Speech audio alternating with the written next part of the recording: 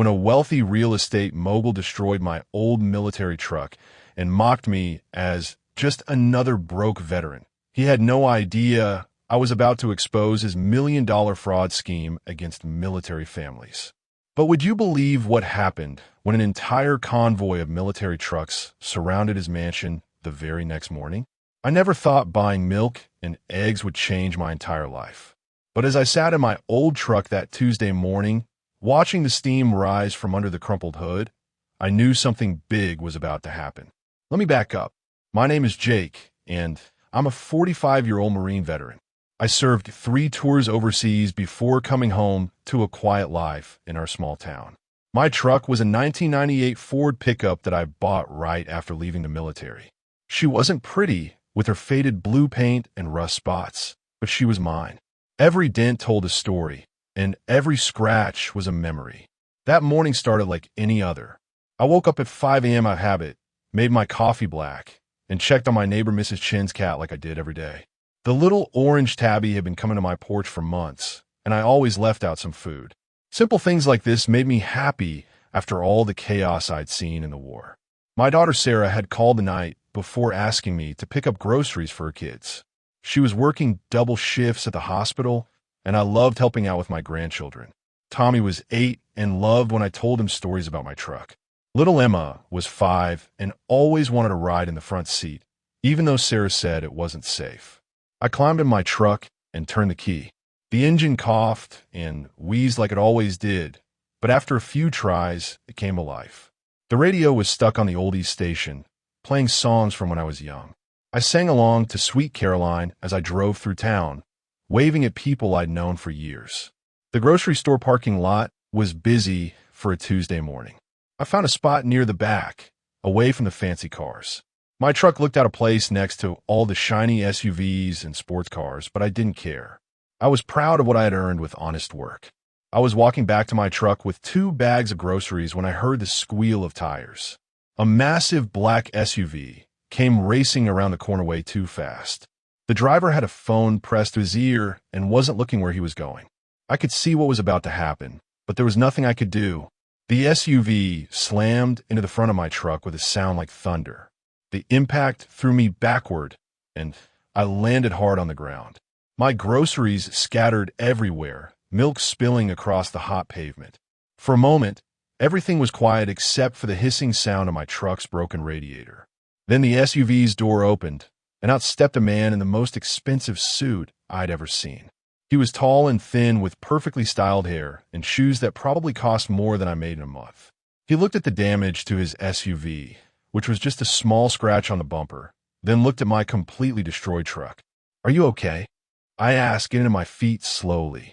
My back hurt, but I'd been through worse. The man didn't answer. Instead, he pulled out his phone and started taking pictures of my truck. Then he looked at me like I was something stuck to his shoe. "This piece of junk shouldn't even be on the road," he said, his voice cold and mean. "Look what it did to my Escalade." I couldn't believe what I was hearing. "Sir, you hit me. I was parked." He laughed, but it wasn't a happy sound. "Parked? You call that parking?" This rust bucket was taking up space that real cars need. Other people in the parking lot had stopped to stare. I saw Mrs. Patterson from the flower shop shaking her head. Tom from the hardware store was walking over to help, but the man in the suit held up his hand. "Stay back," he said. "This is between me and the old man." Old man. The words hit me harder than a crash. I was 45, not old. I had served my country with honor. I had earned respect, but this man saw me as nothing. "I'm calling my insurance company," he said, dialing his phone. "They'll handle this mess." While he talked on the phone, I looked at my truck. The front end was completely smashed. The headlights were broken, the bumper was hanging off, and there was fluid leaking everywhere. This truck had been with me through everything. It had carried me to job interviews when I first got home. It had taken Sarah to the hospital when the kids were born. It had been there for every important moment of my civilian life. The man finished his call and walked over to me. He pulled out a business card and flicked it at my feet like I was a dog. "Marcus Wellington," he said. "Wellington Real Estate Empire. My insurance adjuster will be here in an hour to write off this pile of scrap metal. You'll be lucky to get $800 for it." $800. I had paid more than that for the truck 10 years ago, but I knew he was right. The truck was old, and insurance companies didn't care about the memories inside. Maybe this will teach you to get a real car, Marcus said, walking back to his SUV. Something that belongs in a place like this. As he drove away, I stood there in the parking lot surrounded by spilled milk and broken glass. Tom came over and put his hand on my shoulder. "Jake, I'm so sorry," he said. "What a terrible man." I picked up Marcus's business card from the ground. Wellington Real Estate Empire. The card was thick and expensive, with gold letters that caught the sunlight. I had never heard of the company, but clearly Marcus thought he was very important. The insurance adjuster arrived exactly 1 hour later, just like Marcus had said. He was a thin man with glasses who looked at my truck for about 5 minutes before shaking his head. "Total loss," he said, writing on his clipboard. "We can offer you $800, minus the $500 deductible. That's $300. $300. For 10 years of memories and reliable service. For the truck that had never let me down, even when everything else in my life was falling apart." I called Sarah to come pick me up. When she arrived, she was furious. "Dad, are you hurt? Do you need to go to the hospital?" "I'm fine," I said, but I wasn't. My back hurt, my pride was wounded, and I felt smaller than I had in years. As we drove home in Sarah's car, I kept thinking about Marcus Wellington and his expensive suit and his cruel words. I thought about how he had looked at me like I was nothing, like my service to my country meant nothing, like my whole life meant nothing. But Marcus Wellington had no idea who he was dealing with. He didn't know about the phone calls I was about to make, or the friends I had in places he couldn't imagine. He thought he had one, but this story was just beginning. The next morning, I woke up feeling like I'd been hit by a truck, which I guess I had been. My back was stiff, my shoulder ached, and every time I moved, I remembered Marcus Wellington's sneering face. But what hurt most was the feeling that I had been invisible to him, like my life didn't matter. I made my coffee and sat at my small kitchen table, staring at Marcus's business card. Wellington Real Estate Empire. The gold letters seemed to mock me in the morning light. I had spent the night thinking about what he had said, how he had looked at me, how he had treated me like garbage in front of everyone. Sarah had left her laptop at my apartment the night before, so I decided to look up this Marcus Wellington. What I found made my blood boil. His company website was full of pictures of him in expensive suits, standing in front of mansions and luxury cars. There were photos of him at charity events, shaking hands with politicians and celebrities. The website bragged about his empire of properties and developments across 3 states. But then I found something that made my hands shake with anger. There were pictures of Marcus at a veteran charity event, smiling and holding a big check. The headline read, "Local real estate mogul supports our heroes." In the photo, he was surrounded by veterans in wheelchairs and military families holding their children. I clicked on more links and found article after article about Marcus's generous donations to military causes. He had been featured in magazines and newspapers, always talking about his deep respect for those who serve. But I remembered how he had looked at me the day before, how he had called me old man like it was an insult. The more I read, the angrier I got. This man was using veterans for good publicity while treating real veterans like dirt. He was playing a game, and I was tired of being the one who always lost. I picked up my phone and almost called Sarah, but stopped. What would I tell her? That I was upset about a rich man being mean to me? That I wanted to do something, but didn't know what? Sarah had enough problems with her job and raising 2 kids alone. Instead, I decided to do something I hadn't done in a long time. I was going to drive by Marcus's house.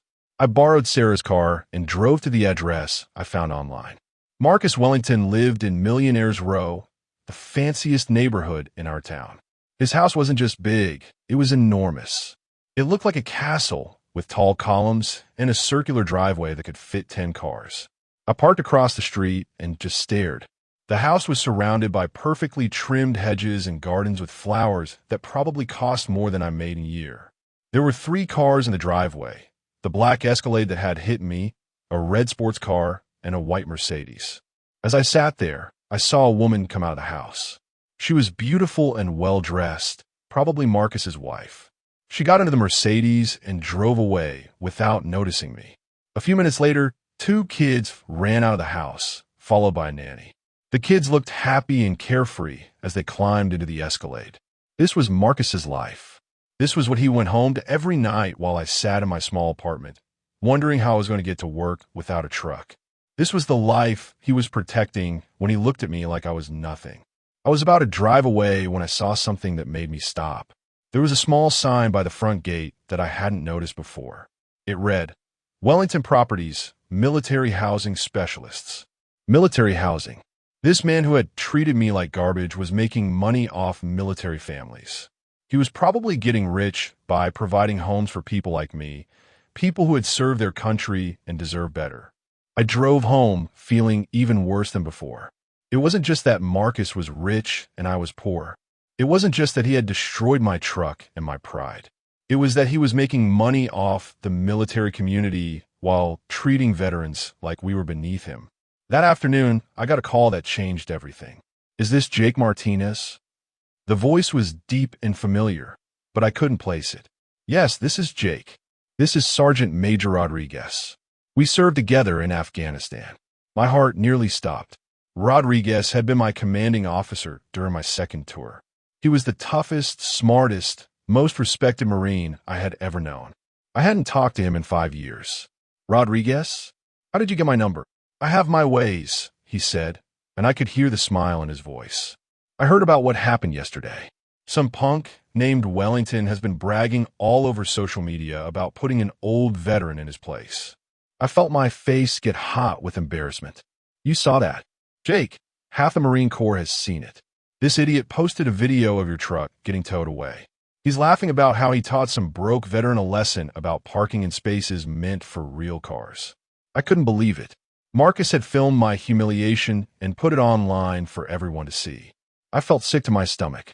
But here's the thing, Jake, Rodriguez continued. Some of my guys started looking into this Wellington character after seeing his post. Turns out, we've had our eye on him for a while. What do you mean? His company, Wellington Real Estate Empire, has been getting contracts to provide housing for military families. But there have been complaints. Lots of complaints. Families paying too much for houses that fall apart. Veterans getting kicked out of homes they thought they owned. We've been investigating him for months. I sat down hard in my chair. Are you serious? Dead serious. This man has been ripping off military families for years, Jake.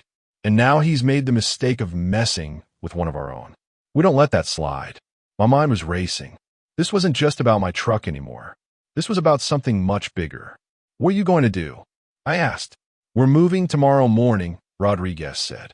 Federal agents, military investigators, the whole 9 yards. We've got enough evidence to shut down his operation and put him in prison. But first, we wanted to make sure you knew what was happening. Why are you telling me this? Because you're the one he decided to mess with. And because when we're done with him, someone needs to make sure the veterans he's hurt get justice. Someone who understands what it means to serve.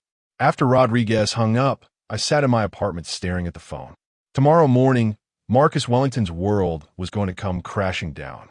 The man who made me feel small and worthless was about to learn what it meant to mess with the wrong person. But I had no idea just how much my life was about to change. The call from Rodriguez was just the beginning of something that would turn both of our worlds upside down. The phone rang at exactly 6 a.m., and I knew my life was about to change forever. Rodriguez's voice was different this time, serious and angry in a way that made my blood run cold. Jake, we need to meet. Now, what I'm about to tell you will make you sick to your stomach. I threw on my clothes and met Rodriguez at Murphy's Diner, the same place where we used to eat when we were both stationed at Camp Pendleton 20 years ago. He looked older now, with gray hair and lines around his eyes, but he still had that commanding presence that made everyone sit up straight when he walked into a room. You're not going to believe what we found, he said, sliding a thick folder across the table. This Wellington character isn't just some rich guy who treats veterans badly. He's been running a scam that's destroyed dozens of military families. I opened a folder and felt my heart sink. There were photos of rundown houses with broken windows and leaking roofs. There were letters from families begging for help. There were medical bills from children who got sick from mold in their apartments. These are all properties owned by Wellington Real Estate, Rodriguez explained. He gets contracts from the government to provide housing for military families. But instead of giving them decent places to live, he puts them in these dumps and charges them top dollar. I turned the page and saw a photo that made me gasp. It was a young Marine named David Thompson, still in his uniform, standing next to a house that looked like it was falling down. His wife was holding a baby, and they both looked exhausted and defeated. The Thompsons paid Wellington $3,000 a month for that house, Rodriguez said. When they complained about the broken heater and the rats, Wellington kicked them out. They lost everything, their deposit, their furniture, their savings. David had to take a second job just to pay for a motel room. I kept turning pages, and each story was worse than the last. The Martinez family, no relation to me, had been living in a house with dangerous electrical wiring. When their 6-year-old daughter got shocked and had to go to the hospital, Wellington refused to fix the problem. Instead, he evicted them for damaging his property. How long has this been going on? I asked. At least 5 years, Rodriguez said. Maybe longer. We think he's stolen millions of dollars from military families. And the worst part is, he's been using his fake charity work to get more contracts. He shows up at veterans events, donates a few $1,000s, and then the government gives him millions more in housing contracts. I thought about the photos I had seen online of Marcus at charity events, smiling and shaking hands with veterans. All of it was fake. He was using those pictures to steal from the very people he pretended to help. There's more, Rodriguez said, pulling out another folder. We've been tracking his bank accounts. He's got money hidden all over the world. Houses in 3 different states. Cars, boats, jewelry. All bought with money he stole from military families. My hands were shaking as I looked through the evidence. This wasn't just about my truck anymore. This was about families who had lost their homes, children who had gotten sick, veterans who had been betrayed by someone they trusted. What happened to the families? I asked. Rodriguez's face got dark. Some of them are living in their cars. Some moved back in with their parents. A few had to leave the military because they couldn't afford to stay. And one. He stopped talking and looked out the window. What? What happened? A Marine named Bobby Chun. He and his wife lost their house to Wellington 2 years ago. Bobby couldn't handle the shame of failing his family. He took his own life last winter. I felt like someone had punched me in the stomach. A man was dead because of Marcus Wellington's greed. A fellow Marine had died because he couldn't protect his family from this monster. We're going to get him, Rodriguez said. Tomorrow morning, we're hitting his house with everything we've got. FBI, military investigators, IRS agents. We're going to arrest him and seize all his property. What can I do? I asked. Nothing. Just stay out of the way and let us handle it. This is going to be big, Jake. Really big. The newspapers are going to be all over this story. I drove home in a daze, thinking about everything Rodriguez had told me. Marcus Wellington wasn't just a rich guy who was mean to veterans. He was a criminal who had destroyed lives and driven a good man to suicide. And all I had cared about was my stupid truck. But that night, I got another phone call that changed everything again. Mr. Martinez? This is Linda Thompson, David's wife. Sergeant Major Rodriguez gave me your number. I remembered her from the photo, the young woman holding her baby next to the rundown house. I heard what happened to you, she said. How Wellington destroyed your truck and humiliated you. I wanted you to know that you're not alone. He's done worse to all of us. I'm so sorry for what you've been through, I said. We heard about the investigation, she continued, about how they're going after him tomorrow. But we wanted to ask you something. All of us military families that Wellington hurt, we've been talking. We want to make sure he pays for what he did. RDP. What do you mean? We want you to be our voice.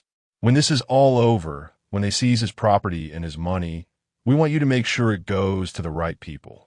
The families he destroyed. The veterans he cheated. We trust you because you're one of us. I couldn't believe what I was hearing. These families wanted me to help them get justice. Me, the guy who couldn't even protect his own truck. I don't know anything about legal stuff, I said. You don't have to, Linda replied. You just have to care. And we know you do. Wellington picked the wrong veteran to mess with. Tomorrow, when they arrest him, he's going to learn what happens when you hurt one of our own.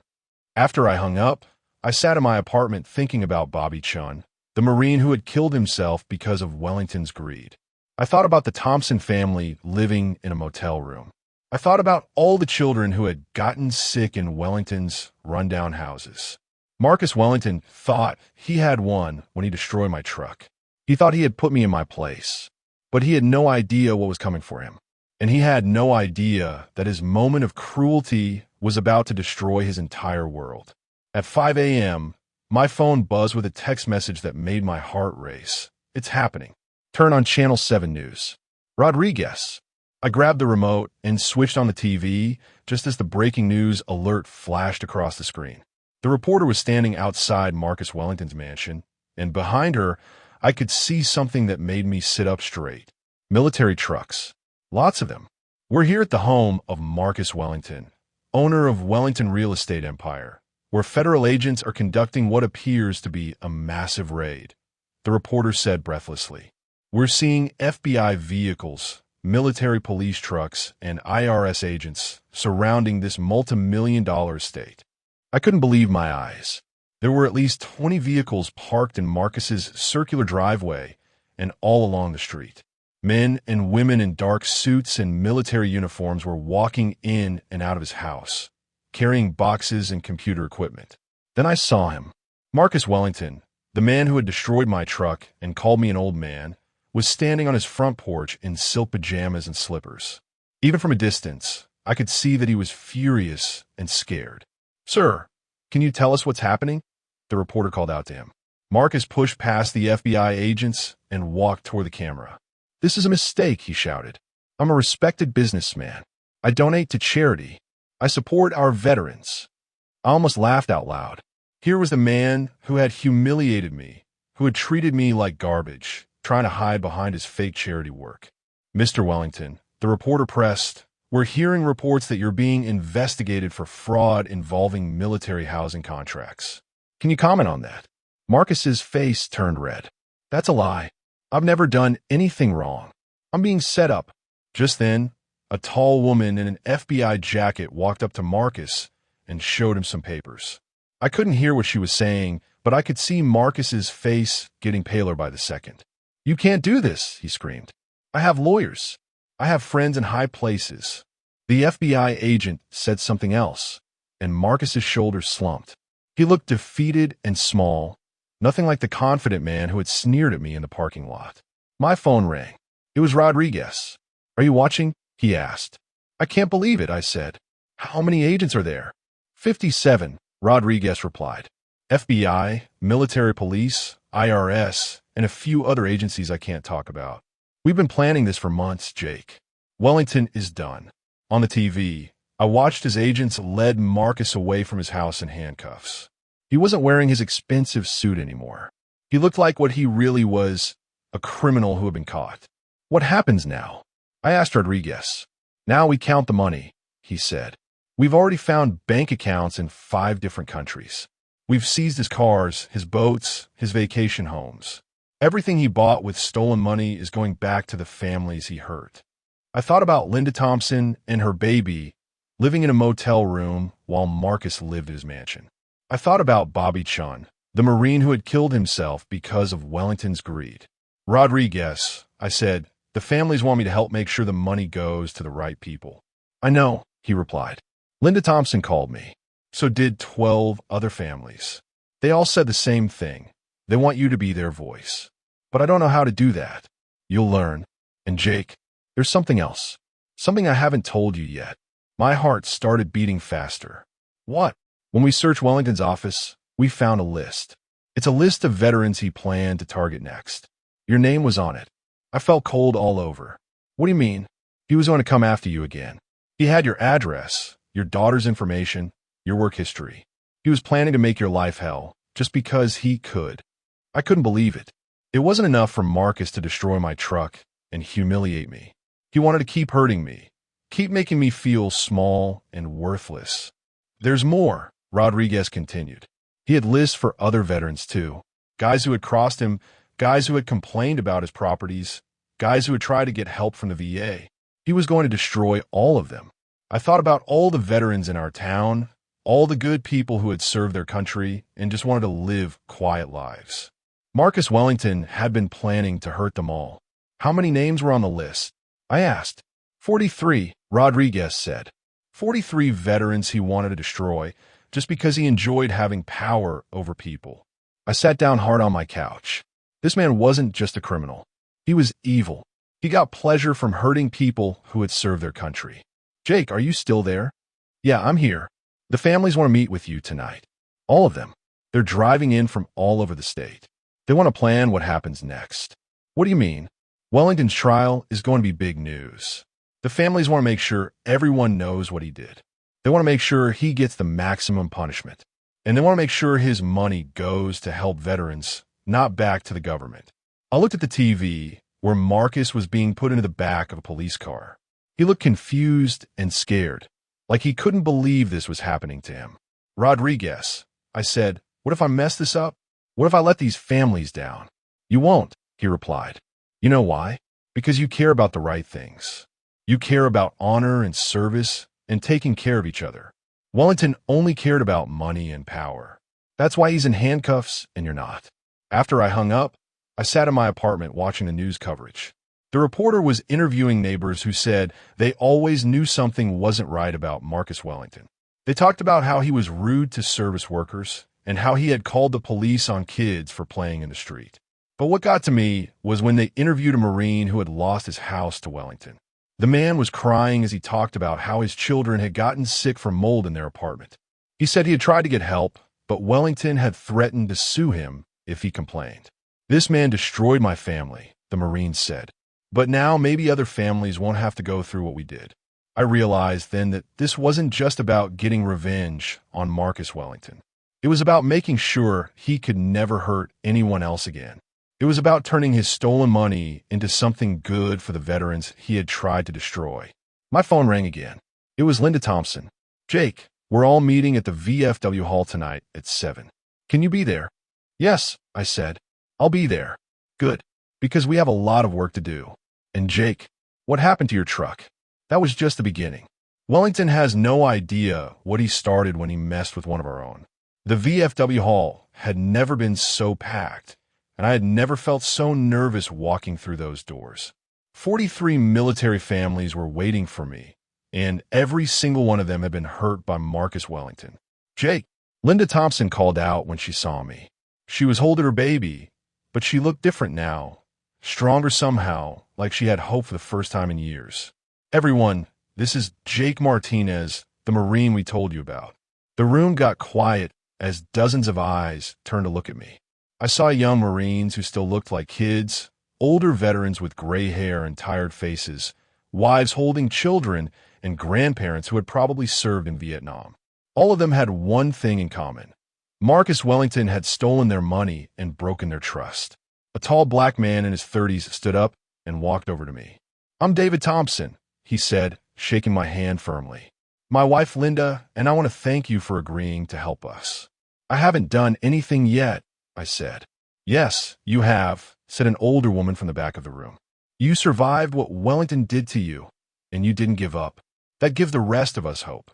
Her name was Maria Santos, and she had served as an army nurse in Iraq. Wellington had rented her a house that had black mold in the walls. When her 8-year-old son got sick and had to be hospitalized, Wellington had refused to fix the problem and then evicted her for complaining too much. My son still has breathing problems, Maria said, her voice shaking with anger. The doctors say he might never be completely healthy again, all because Wellington was too cheap to fix a problem he knew about. One by one, the families told me their stories. Each one was worse than the last.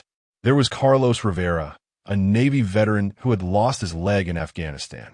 Wellington had rented him a house with broken wheelchair ramps and then charged him extra money for modifications. When Carlos complained, Wellington had threatened to evict him and his disabled wife.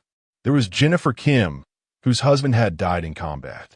Wellington had promised her a safe place to raise her 2 young daughters, then put them in a house in a dangerous neighborhood with broken locks and no security lights. When someone tried to break in, Wellington had told her it was her own fault for not being careful enough. The worst story came from an elderly man named Robert Chen. He was Bobby Chen's father, the Marine who had killed himself because of Wellington's cruelty. My son was a good boy, Robert said, tears streaming down his face. He served 3 tours in Afghanistan. He came home wanting to start a family, to build a life. Wellington destroyed all of that. He took my son's money, his home, and finally his hope. Bobby felt like he had failed as a husband and father. He couldn't live with that shame. The room was completely silent. I could hear people crying softly, and I felt my own eyes filling with tears. This wasn't just about money or houses. Marcus Wellington had destroyed lives, broken families, and driven a good man to take his own life. What do you want me to do? I asked. Linda Thompson stood up. We want you to make sure Wellington pays for what he did. RDP, not just with money, but with his freedom. We want him to go to prison for a long, long time. And we want to make sure his money goes to the right places, added David. Not back to the government, not to some fancy lawyers. To the families he hurt and to programs that actually help veterans. A young Marine named Tommy Wilson raised his hand. I heard on the news that they seized millions of dollars from Wellington. Houses, cars, bank accounts, everything. Is that true? I thought about what Rodriguez had told me. Yes, it's true. The FBI found money hidden all over the world. They think he stole at least $20 million from military families. The room buzzed with angry voices. $20 million. That was more money than any of them would see in their lifetimes, and Wellington had stolen it from people who had risked their lives for their country. Here's what we're going to do, I said, surprised by the confidence in my own voice. We're going to work with the prosecutors to make sure Wellington gets the maximum prison sentence. We're going to testify at his trial if we have to. And we're going to fight to make sure every penny of his stolen money goes back to military families. An older veteran named Frank Murphy stood up. What makes you think they'll listen to us? We're just regular people. Wellington has expensive lawyers and rich friends. Because we have something he doesn't, I replied. We have the truth, and we have each other. Wellington thought he could pick us off one by one, make us feel small and powerless. But look around this room. We're not alone anymore. Maria Santos nodded. Jake's right. Wellington counted on us being too ashamed or too scared to fight back. He thought we would just take his abuse and stay quiet. Well, we're not staying quiet anymore, Linda Thompson said firmly. We're going to tell everyone what he did. The newspapers, the TV stations, the internet. Everyone is going to know that Marcus Wellington is a criminal who stole from veterans. I looked around the room at all these brave people who had served their country and then been betrayed by someone they should have been able to trust. They were ready to fight, and they wanted me to lead them. There's something else, I said. Something Rodriguez told me today. When they searched Wellington's office, they found a list of veterans he planned to target next. My name was on it, and so were 42 others. The room erupted in angry voices. People were shouting about what they wanted to do to Wellington, how they couldn't believe he was planning to hurt even more families. That's why we have to stop him, I continued. Not just for ourselves, but for all the veterans he was planning to hurt. We have to make sure he never gets the chance to destroy another family. Tommy Wilson stood up. What do we do first? Tomorrow morning, I'm meeting with the federal prosecutor handling Wellington's case. I said, I'm going to tell her about all of you, about what he did to your families. I'm going to make sure she understands that this isn't just about money. It's about justice. What if she doesn't listen? Asked Jennifer Kim. Then we make her listen, I replied. We go to the newspapers. We go to the TV stations. We make so much noise that the whole country knows what Marcus Wellington did to veterans and their families. As the meeting ended, people came up to shake my hand and thank me. But I was the one who should have been thanking them. They had given me something I hadn't felt in years, a sense of purpose. For the first time since I left the Marines, I felt like I was part of something important again. Robert Shun, Bobby's father, was the last person to approach me. He pressed a folded piece of paper into my hand. This is the last letter my son wrote, he said quietly. He wrote it the night before he died. I want you to read it, so you understand what we're really fighting for. I put the letter in my pocket without looking at it. I knew that when I read it, there would be no turning back. Wellington had destroyed my truck and hurt my pride, but he had taken this man's son. And for that, he was going to pay. I couldn't sleep that night. So at 3 a.m., I finally pulled out Bobby Chin's letter and read the word that would change everything for me. Dear Dad, I'm sorry I failed you. I'm sorry I failed my wife. I promised I would take care of our family, but I lost everything to a man who saw us as nothing more than dollar signs. I can't live with the shame of being so weak, so stupid. Please tell Jenny I love her and that this isn't her fault. Wellington wins. I lose. I'm sorry. I sat in my kitchen, crying like I hadn't cried since my mother died.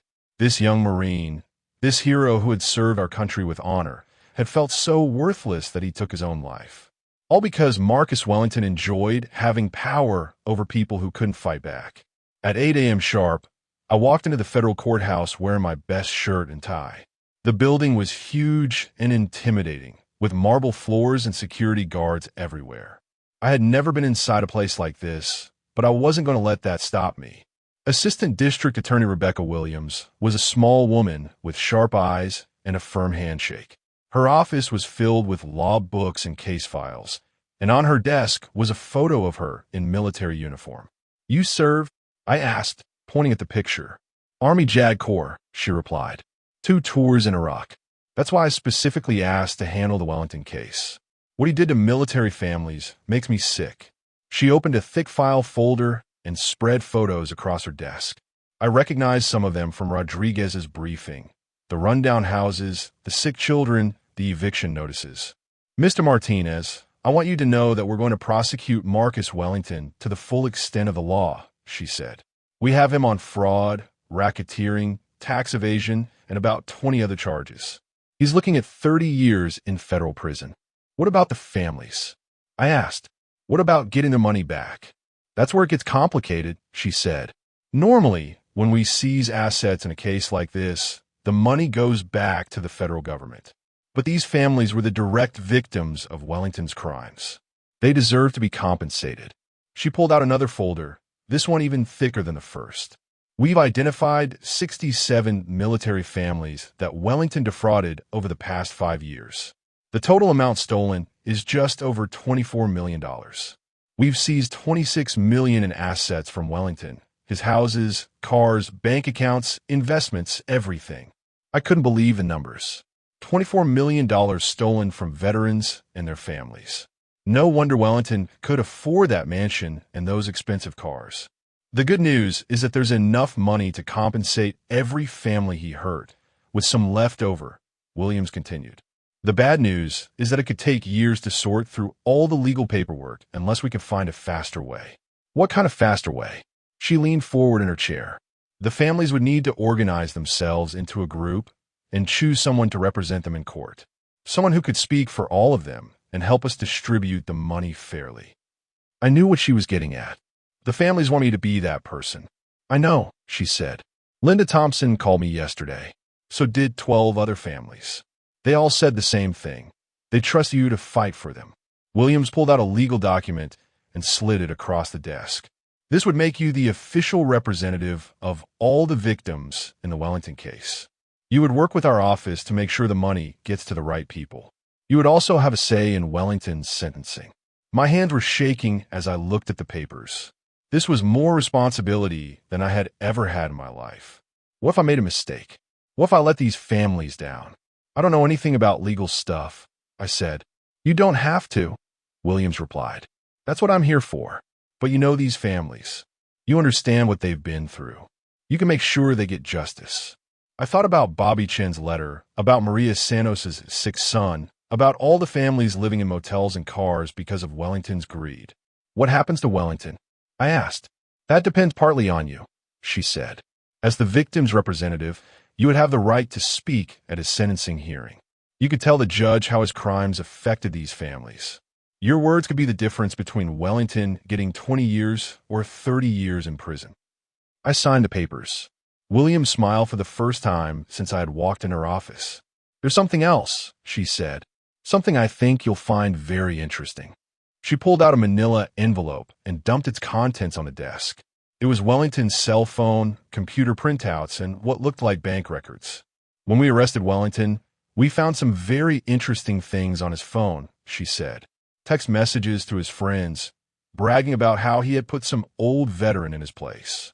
Photos of your destroyed truck that he sent to other business owners, laughing about how veterans were too stupid to fight back.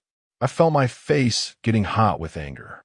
Even after destroying my truck and humiliating me, Wellington had kept making fun of me to entertain his rich friends. But here's the best part, Williams continued. We also found his plans for what he was going to do next. He wasn't just going to target the veterans on his list. He was planning to expand his operation to 3 more states. He wanted to steal from hundreds more military families. She showed me printouts of emails between Wellington and other crooked businessmen. They were planning to set up fake companies that would get government contracts to provide housing for veterans. They were going to steal millions more dollars and destroy hundreds more families.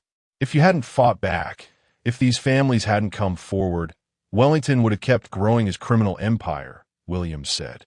You didn't just save yourselves. You saved hundreds of other veterans from being victimized. I thought about all the families who would never know how close they had come to losing everything to Marcus Wellington.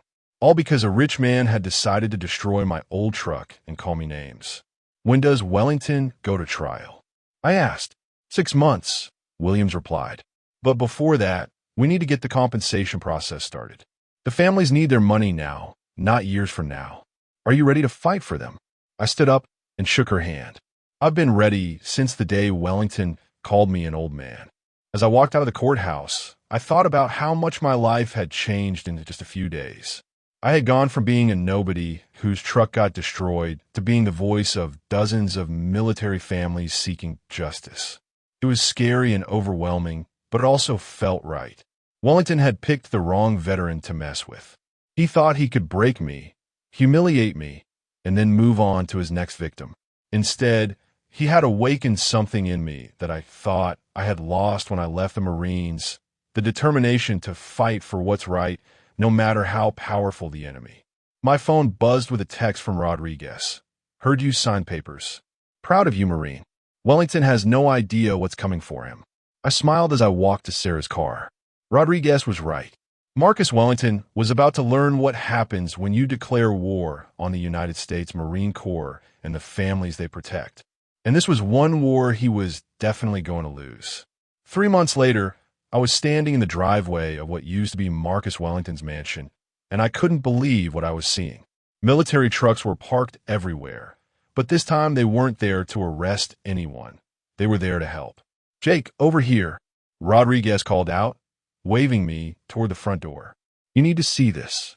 I walked up the marble steps that I had only dreamed of walking on before. The same steps where Marcus had been arrested and his silk pajamas were now being used by Marine volunteers, carrying boxes of supplies and furniture. Inside the mansion, the scene was even more amazing. The huge living room that had probably hosted fancy parties for rich people was now filled with military families sorting through donations.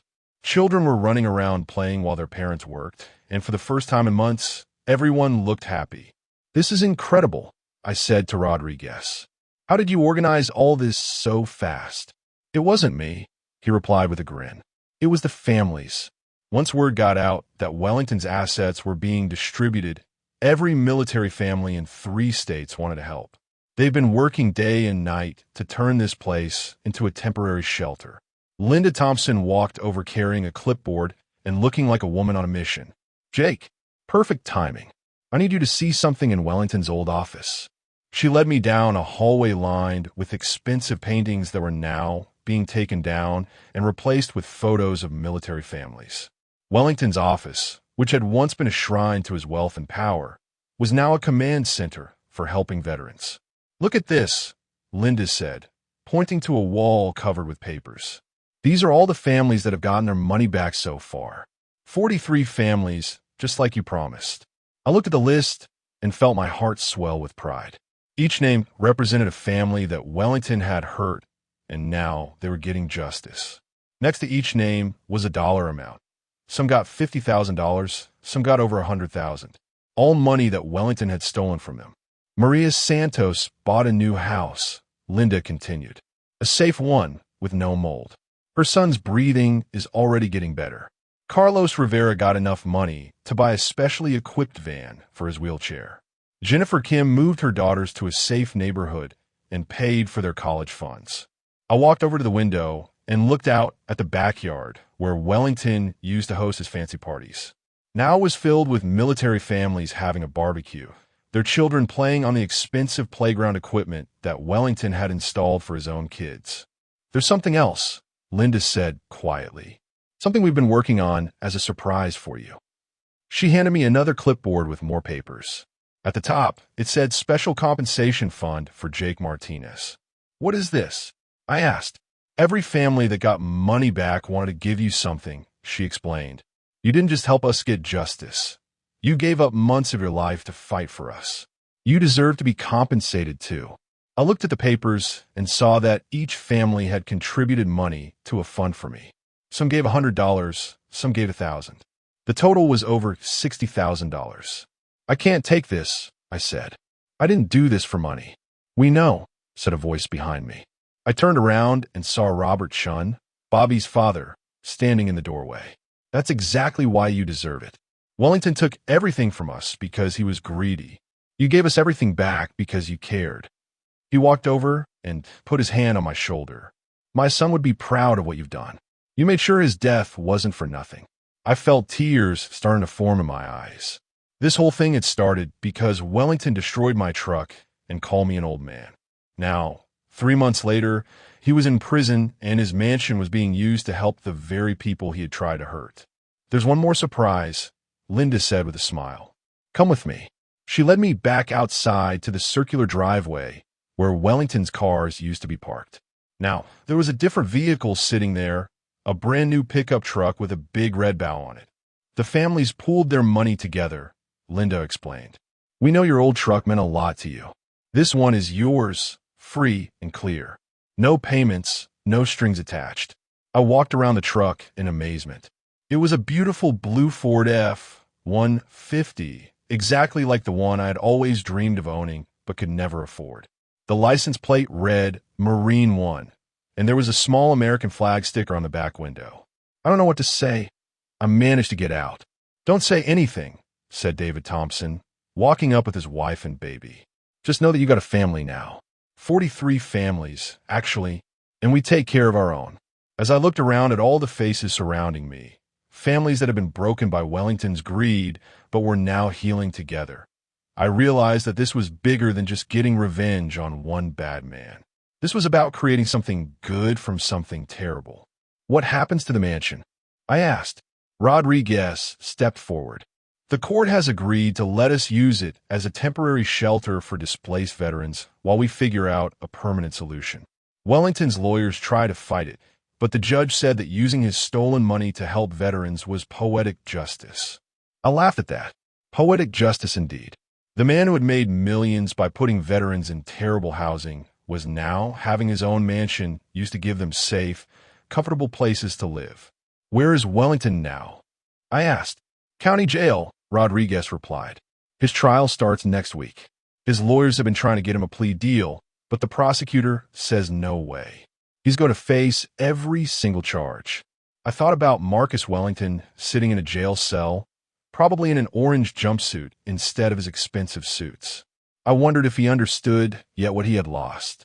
Not just his money and his freedom, but his reputation, his family's respect, and any chance of ever being seen as anything other than a criminal who stole from veterans. "Are you ready for the trial?" Linda asked. "I've been ready since the day he called me an old man," I replied. That night, I drove home in my new truck, thinking about everything that had happened. I had gone from being a victim to being a voice for justice. I had helped 43 families get their lives back. And most importantly, I had made sure that Marcus Wellington would never hurt another veteran again. But the best part was still to come. Next week, I would get to look Wellington in the eye one more time, and this time, I would be the one with all the power. The courthouse was packed on the day of Marcus Wellington's sentencing, and I had never felt more nervous or more ready in my life.